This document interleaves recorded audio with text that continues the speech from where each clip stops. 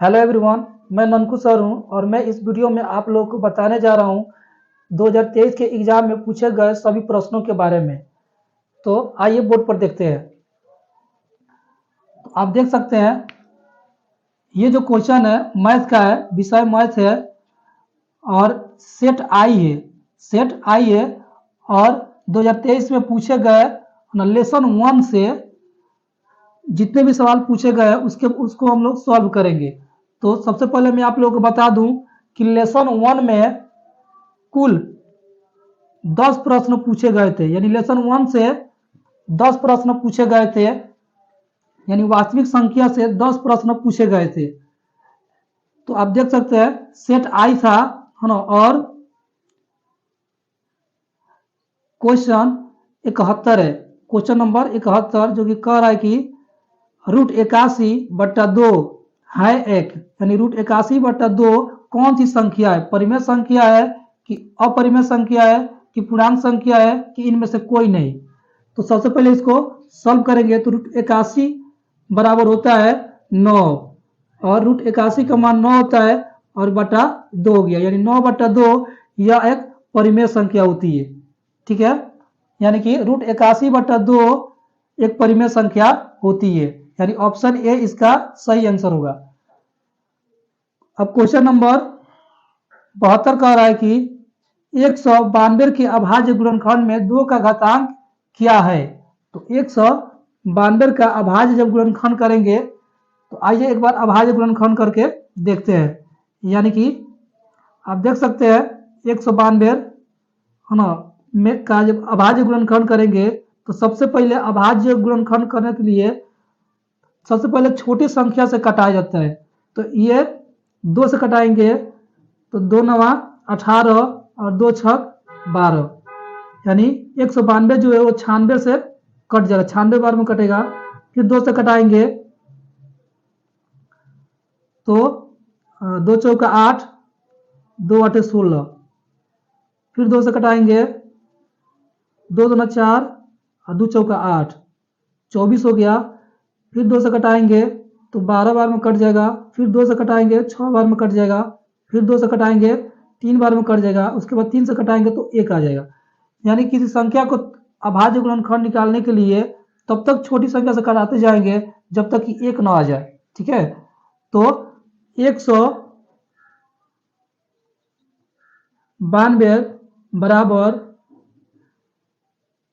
आप देख सकते हैं कितना बार 2 से कटा है, 1 2 3 4 5 6, यानी 6 बार कटा है। 2 गुने 2 गुने 2 गुने 2 गुने 2 गुने 2 गुने 3 गुने 1, 1 2 3 4 5 6 बार कटा था। तो 192 बराबर आप लिख सकते हैं कि 2 के पावर 6 गुने 3 गुने 1, ऐसे आप इस रूप में लिख सकते हैं। तो क्वेश्चन पूछ रहा है कि 192 के अभाज्य गुणनखंड में 2 के घातांक क्या है, यानी 2 जो है इसका घातांक क्या है। तो 6 होगा। कितना है? 6, यानी कि ऑप्शन सी इसका सही आंसर होगा। ऑप्शन सी सही आंसर हो जाएगा।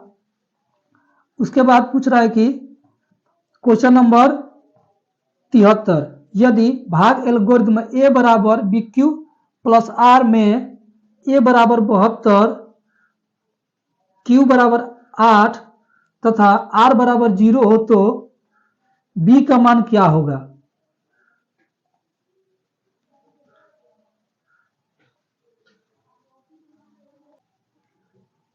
तो भाग एल्गोरिथ्म का जो सूत्र दिया है ए बराबर बी क्यू प्लस आर, इसमें ए का मान दिया है 72 बराबर बी का मान नहीं दिया है और इसके बीच में कुछ नहीं है तो इंटू है, यानी गुणा हो गया। ठीक है, और क्यू का मान 8 दिया है और आर का मान 0 दिया है। ठीक है, तो इसको जब सॉल्व करेंगे तो 72 बराबर 8 में बी से गुणा करेंगे तो बी 8 हो जाएगा और 0 जोड़ेंगे तो सेम रहेगा, यानी किसी भी संख्या में जब 0 जोड़ते हैं तो सेम उसका वैल्यू रहता है। उसके बाद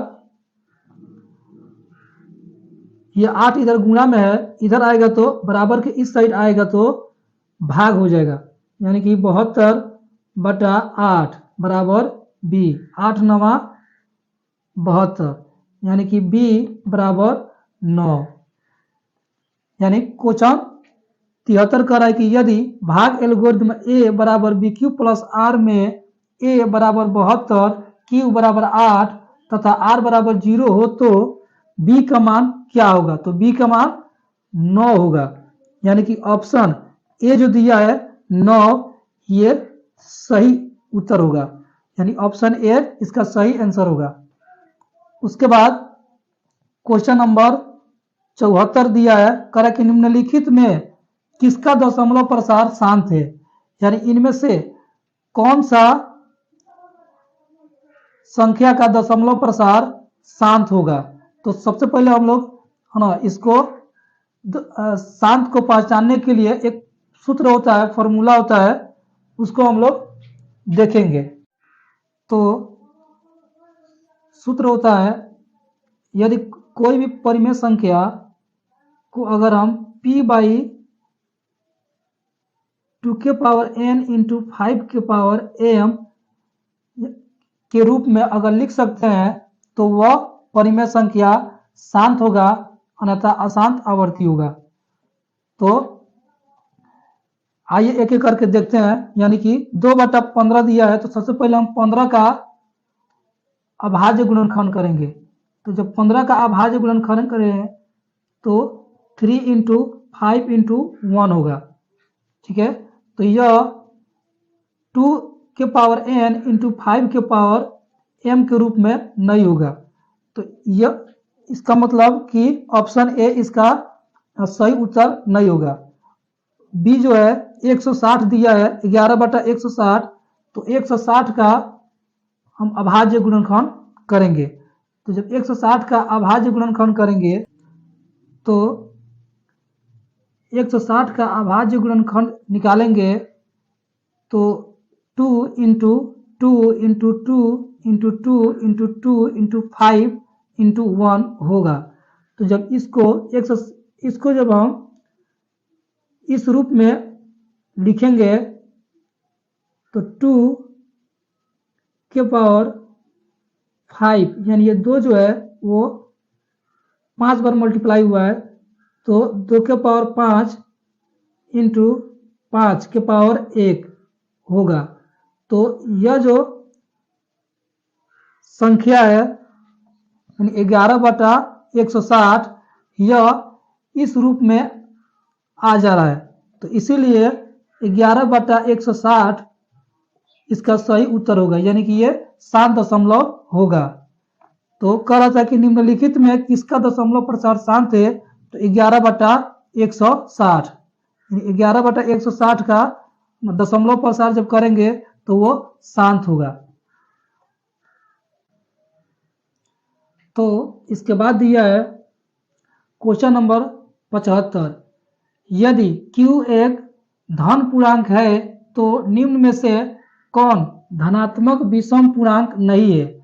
यानी कह रहा है कि Q एक धन पूर्णांक संख्या है, यानी कि वो ऋण पूर्णांक नहीं होना चाहिए, धन पूर्णांक संख्या। तो धन पूर्णांक संख्या जो होती है यानी कि Q बराबर 1 2 3 4 5 डैश इन्फिनिटी, यानी धन पूर्णांक संख्या जो होती है वो 1 से लेकर इन्फिनिटी तक होती है।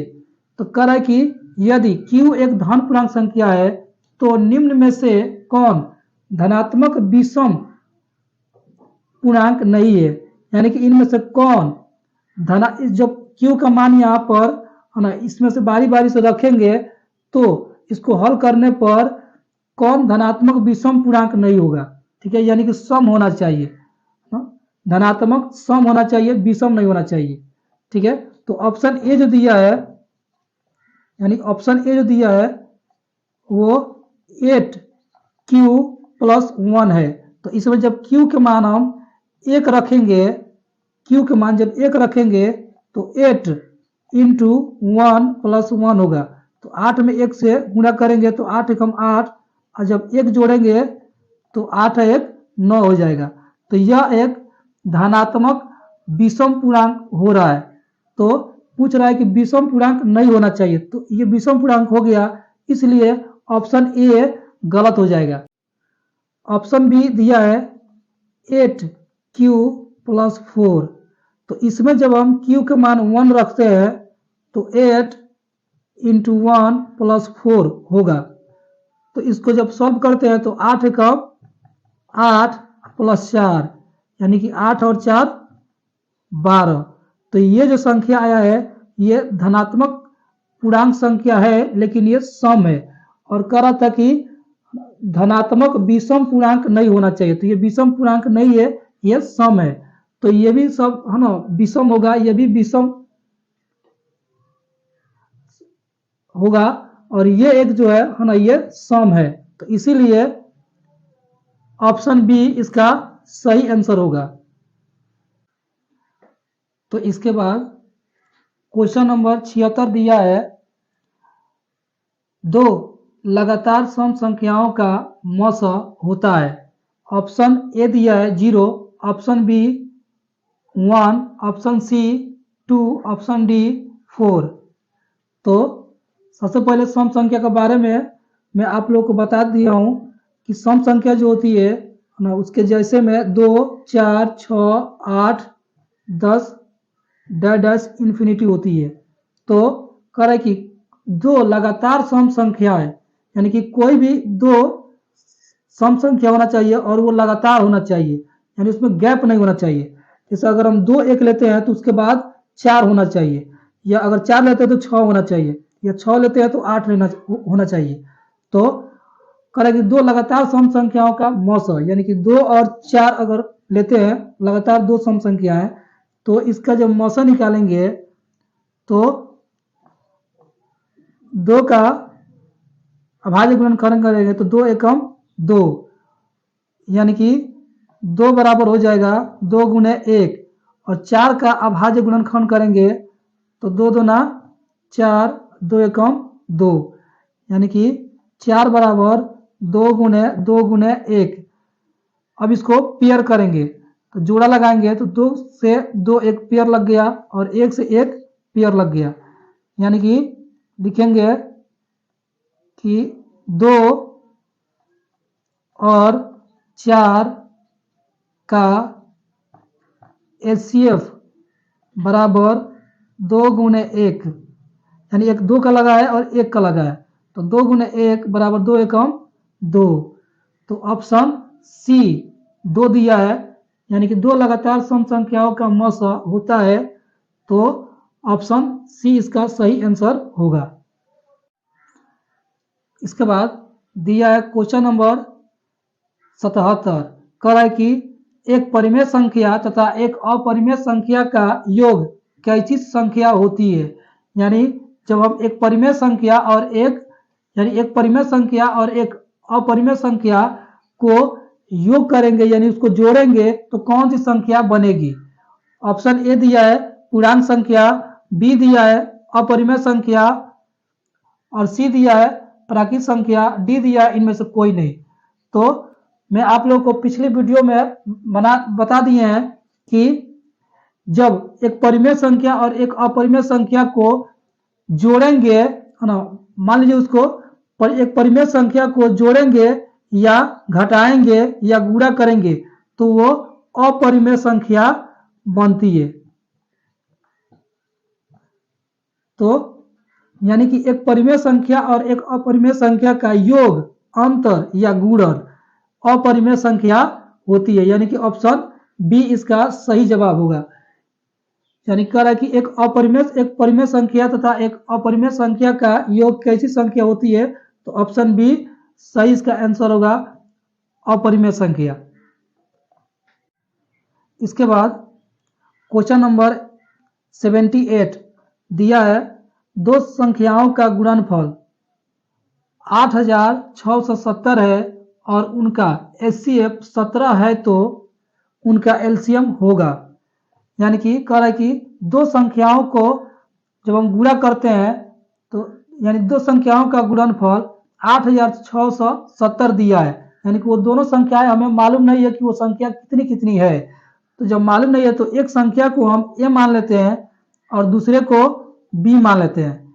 यानी कि ए भी हमें नहीं मालूम है और बी भी संख्या नहीं मालूम है, और दोनों संख्याओं का जब हम गुणा करते हैं यानी कि ए इंटू बी तो कितना हो जाता है 8670 हो जा रहा है, 8670।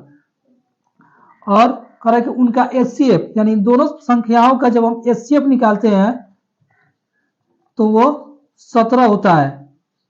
यानी कि दो संख्या है उनका गुणनफल 8670 है और दोनों संख्याओं का एचसीएफ 17 है, तो उनका एलसीएम होगा। यानी एलसीएम क्या होगा, ठीक है, एलसीएम, ठीक है, एलसीएम निकालना है।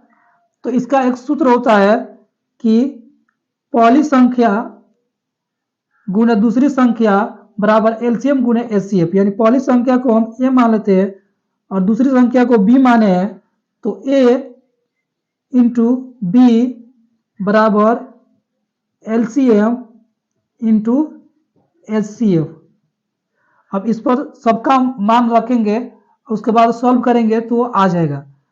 तो ए इंटू बी यानी दोनों संख्याओं को जब गुणा किए हैं तो उनका गुणनफल दिया है 8670 बराबर एलसीएम निकालना है गुणे एचसीएफ दिया है 17। अब 17 इधर गुणा में है, इधर भेजेंगे बराबर के इस साइड भेजेंगे तो वो गुणा वाला चीज भाग में आ जाता है, भाग वाला गुणा में होता है। तो ये गुणा में दिया है, इसको भेजेंगे इधर तो भाग में आ जाएगा। यानी कि 8670 बटा 17 बराबर एलसीएम। यानी कि एलसीएम बराबर, अब इसको 8670 में 17 से भाग देंगे तो 17 पचे 85, एक बचा और ये 7 17 हो जाएगा।